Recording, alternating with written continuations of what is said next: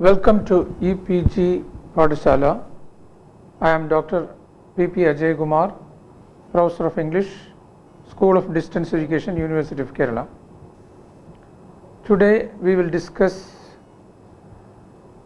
the life and works of W.B. Yeats, one of the most important poets in the last part of 19th century and the early part of 20th century, and he is included in the paper 20th century English literature. W.B. Yeats is a poet who bridges romanticism with modernism. He has a very long career as a poet. He was born in 1865 and died in 1939. He lived through one of the most tumultuous periods in the history of England as well as the world, and we find that Yeats developed as a poet along with the times, even though he began as a romanticist, writing about his native land, that is Ireland, and its myths and its nature. He later started writing about politics and philosophy and his own theories about the occult and the mystical experiences. So he has a long career and he has dealt with wide-ranging subjects. It is also well known that W.B. Yeats was responsible for the fame that Rabindranath Tagore got, and he was also responsible in one way for the Nobel Prize that he has got. It is to be remembered that it was Yeats who wrote the preface to the Gitanjali, the English edition of Gitanjali. Yeats was very much moved by Tagore's spiritual poetry, and he considered Gitanjali as a poem that depicts the Indian spirituality. Yeats was originally a student of arts at Metropolitan School of Art in Dublin, and was interested in mysticism at his early age after his meeting with George Russell. His meeting with William Morris and John O'Leary awakened his interest in cultural nationalism, and through that he was associated with the Irish nationalist movement. So we find that the personality of Yeats as a poet was shaped by all these influences, and to a certain extent we find that the Irish nationalist movement and the leaders of this movement triggered in him a kind of enthusiasm that he expressed through his nationalist poems written in the later part of his life. As an artist and a student of art, Yeats got a great sense of the visual, and the visual element that we find in his poetry may be because of his interest in art. More than that, he was interested in magic and the occult, and that once again gave a deeper dimension to his personality. In his early days, he moved between England and, that is, Sligo and London, and he was not in a good financial situation at his early days. It is true that Yeats's poetry is known for the use of symbolism, and Yeats was very much influenced by the French symbolists. We find that Baudelaire, Rimbaud, Valéry, Mallarmé and Valéry were great symbolists who influenced W.B. Yeats. The symbolist movement originated in the 19th century and was very popular in France, especially in poetry. They tried to achieve musical quality to the verse, and we find that the use of symbols helped them to bring about a different dimension to their poetry, mixing various images and sense impressions. Yeats used symbols to the maximum, and we find in his poetry the visual and auditory quality, mainly because of the influence of the French symbolist poetry.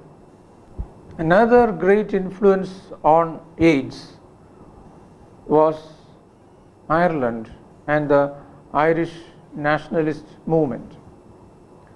Yeats had a kind of emotional attachment to his own land. We find that Sligo, with its rustic beauty, haunted him, and he was very passionate about his native land. The Irish nationalist movement influenced him so much that he wrote many poems connected with this movement, and he had great enthusiasm for the fighters for free Ireland. The Wanderings of Oisin, published in 1889, was the first collection showing his interest in Irish nationalism.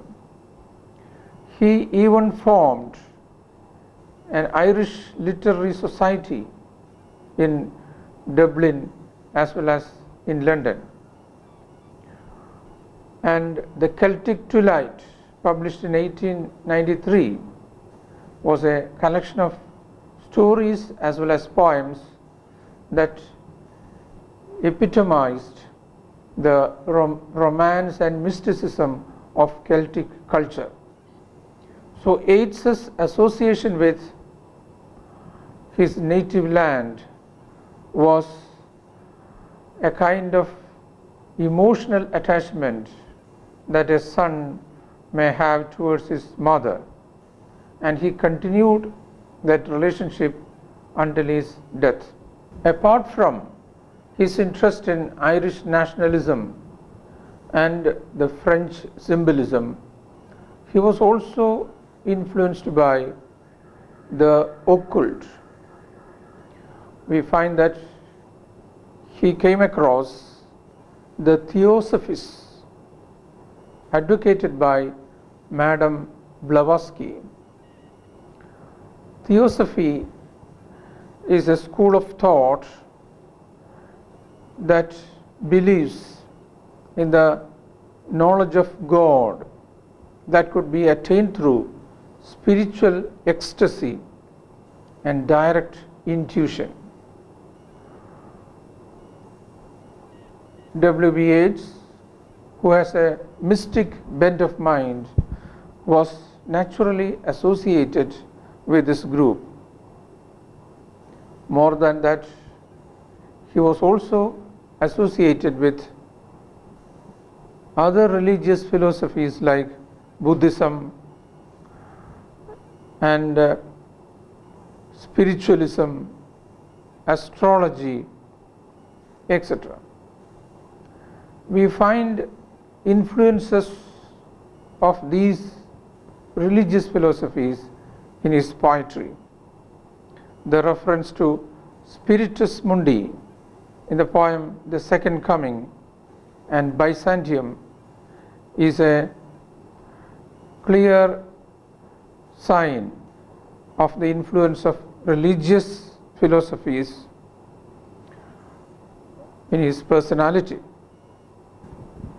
It is well known that Yeats was infatuated by the beautiful lady Mudgun.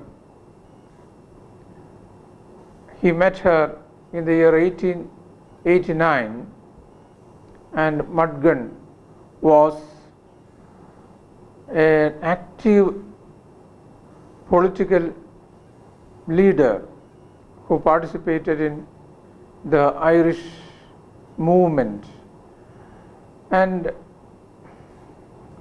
Mudgun was an extremely beautiful lady who attracted W.B. Yeats. He even wrote a play, The Countess Kathleen, for her, and he proposed to her in 1891.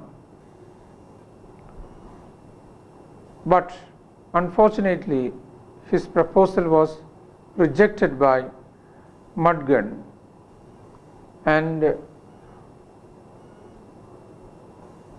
though Yeats was disillusioned by the rejection, he continued his love for her and proposed to her again and again. But all his appeals were rejected by Mudgun.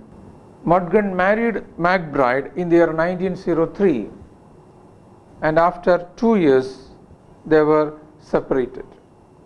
We find references to Yeats's love for Mudgun in the poem Easter 1916 and A Prayer for My Daughter.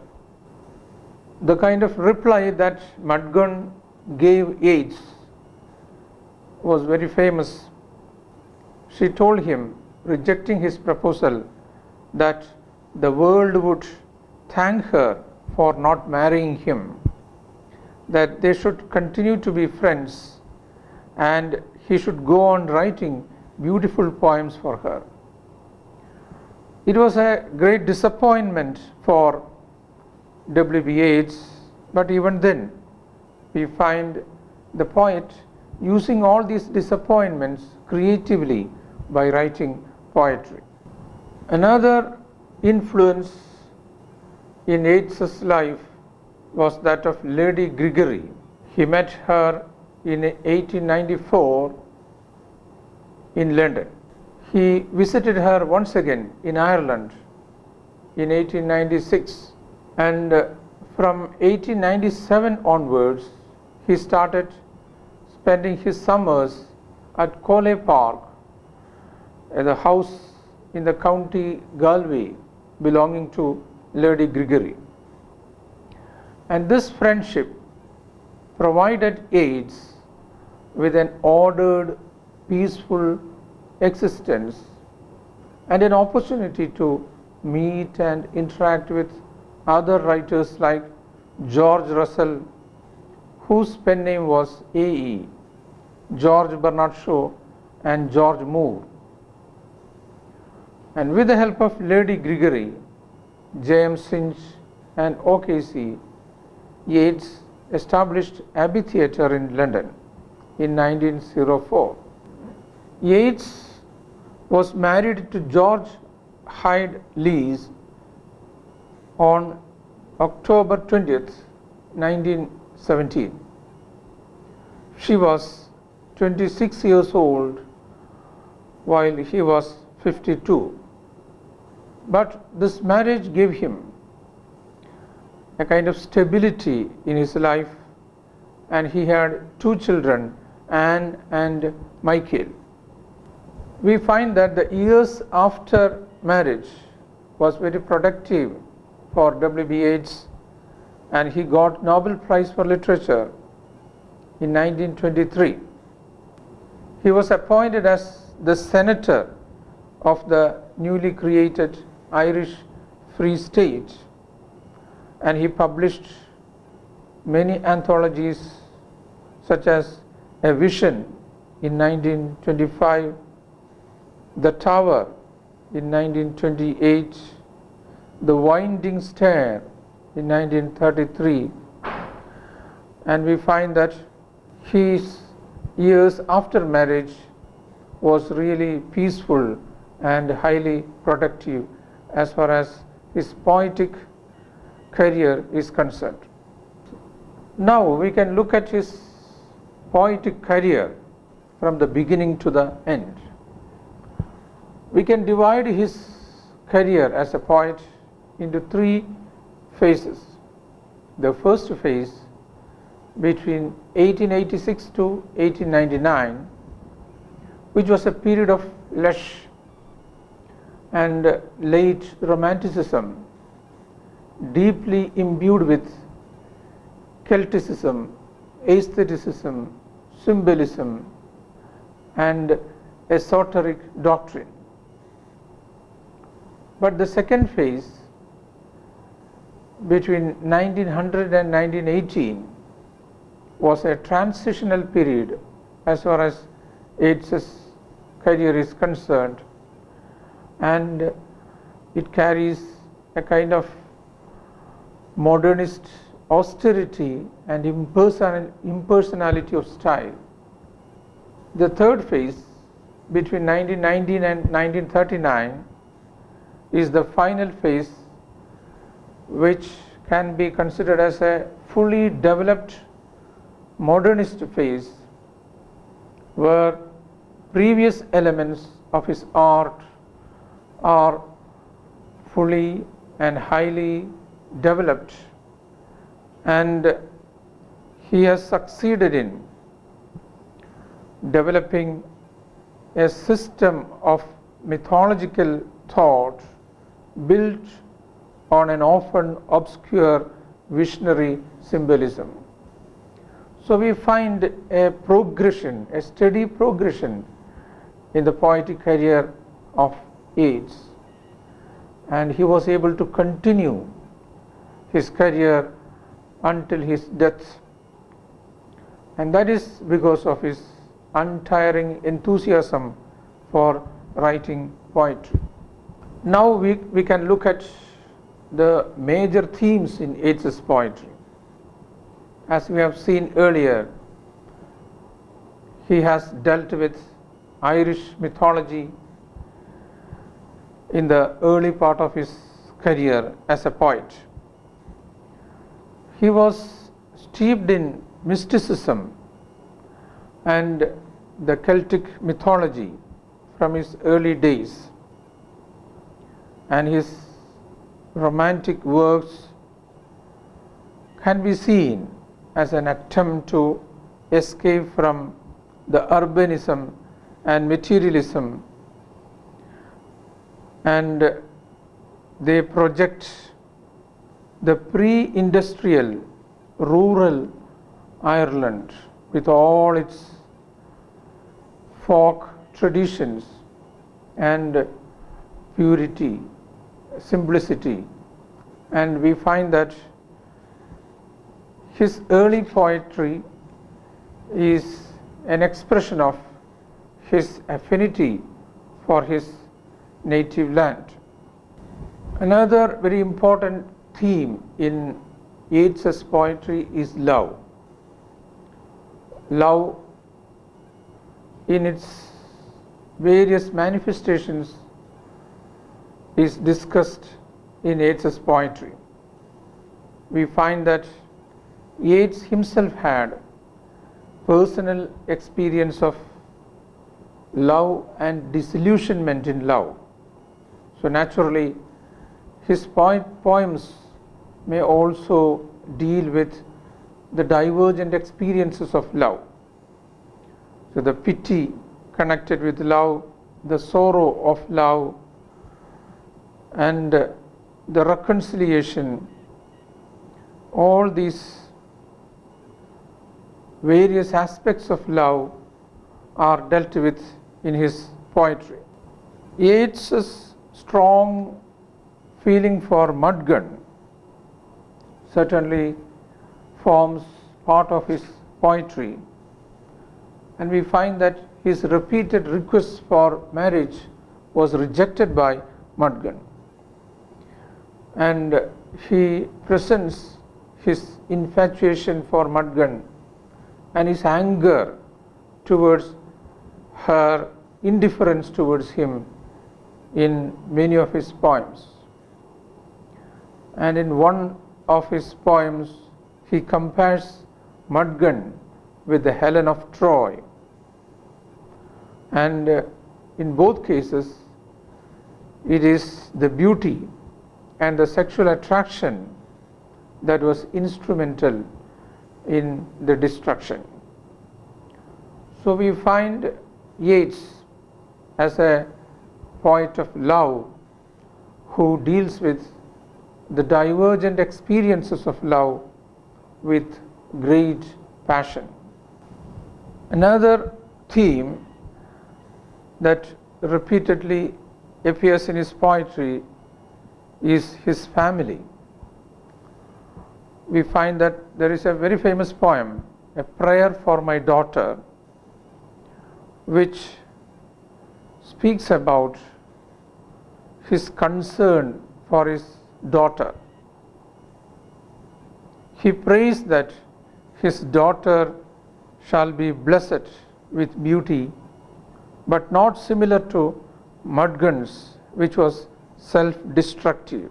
And we find that Mudgun is equated with mythological figures like Helen, who had much trouble from a fool, that is Paris. Yeats prays that his daughter may escape the intellectual hatred of Mudgun that makes one a prisoner of bitterness and arrogance. According to him, the only way to counter these evils is through ceremony and innocence, evoked in A Prayer for My Daughter, through the images of the horn of plenty. Yeats also responded to the problems of a creative writer. His poem, The Circus Animal's Desertion, is one such poem which speaks about his inability to write poetry. It was one of the last poems of W.B. Yeats, which was published in 1939. He looks back upon some of the themes of his earlier poems and plays and compares them to circus animals that have deserted him, leaving him with his human passions. As we have seen earlier, politics is another important topic that he has discussed in his poetry. His interest in politics is mainly due to his involvement in the Irish struggle for independence. And the first poem that comes to our mind when we think about his political poems is Easter 1916. It was written in the memory of the Irish revolutionaries who took part in the Irish uprising in 1916, which saw them occupying the Dublin centre and proclaiming the Irish Republic. But unfortunately, after a few days of stiff resistance, they surrendered, and 15 of the rebels were executed. The refrain in the poem, "A terrible beauty is born," highlights the antithesis between the casual comedy of the Ireland of the past, which wore motley, and the new Ireland, which witnessed the birth of a terrible beauty. He says, all changed utterly, and a terrible beauty is born. The poem Second Coming is one which makes a prophecy about the second coming of Christ. In his philosophy, we find that he believed in a circle of change. That means every 2000 years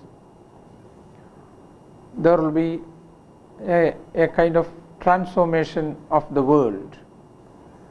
And Christ was such a figure who has brought about a transformation in the world.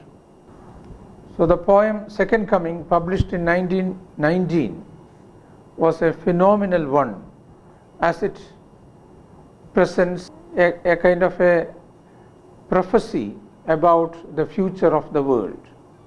It begins like this: turning and turning in the widening gyre, the falcon cannot hear the falconer. Things fall apart, the center cannot hold. Mere anarchy is loosed upon the world. These first lines present the birth of an anarchy. The first lines of the poem refer to an anarchic world, and Yeats believed that the present anarchy will result in the birth of a new world with a new God and a new social setup. In the last part of the poem, he writes, "Surely some revelation is at hand. Surely the second coming is at hand." The second coming. Hardly are those words out when a vast image of Spiritus Mundi troubles my sight, a waste of desert sand, a shape with lion body and the head of a man, a gaze blank and pitiless as the sun is moving its slow thighs. So we find in this description the rough beast foreboding evil, which is reminiscent of the beast of the Apocalypse in the book of Revelation. A study of Yeats's poetry